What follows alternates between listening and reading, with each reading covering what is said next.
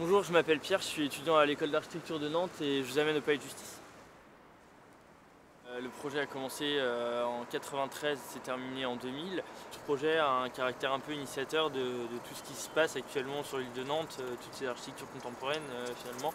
Et donc c'est un peu une vitrine, un catalogue d'architecture contemporaine et on peut voir ça comme une volonté politique de la ville de se donner une image finalement à travers ces architectures contemporaines, une image de ville attractive dans laquelle on a envie d'aller, de faire du tourisme urbain, de visiter de ces nouveaux territoires qui finalement n'existaient pas il y a quelques années.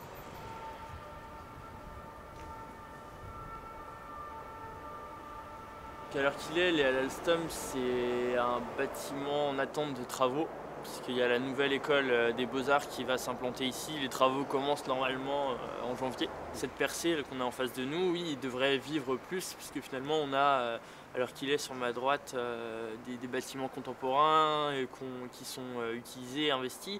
Et sur la gauche, on a cette façade qui est un peu en transition, en attente de quelque chose, en friche. C'est un site intéressant dans la mesure où on est proche du centre-ville, dans un quartier en pleine mutation, en transition. Et on ne peut pas laisser un territoire en friche comme ça pendant tant d'années sans proposer quelque chose, sans projet pour lui.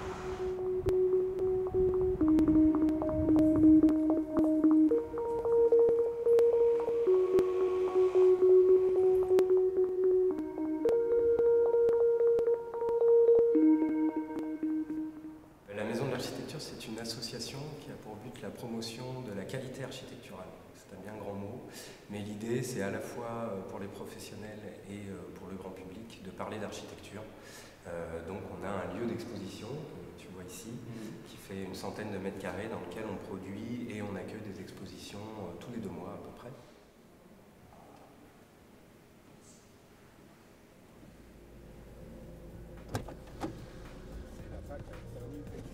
Bonjour. Nico, bonjour.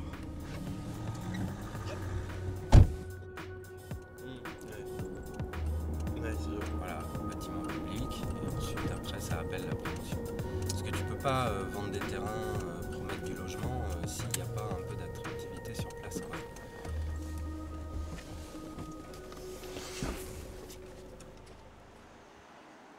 Nantes Métropole, la Samoise se sont posé la question de savoir comment on pouvait transformer ce quartier tout en gardant son identité, puisqu'il ne s'agissait pas de tout raser et de tout reconstruire, mais de garder ces fameux chantiers avec quelques halles qui sont situées là-bas qu'on a vu tout à l'heure.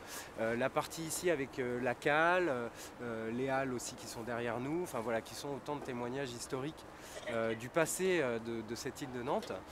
Puis aujourd'hui, il y a une deuxième phase avec Marcel Smets et Animi Depeut de l'agence UAPS qui s'occupe donc de définir un plan d'urbanisme dans lequel on va implanter prioritairement d'abord des bâtiments publics ou semi-publics, donc des écoles, du logement. Alors on respecte pour le construire les nouvelles réglementations et en même temps à travers ça on fait appel à des architectes pour avoir vraiment des symboles.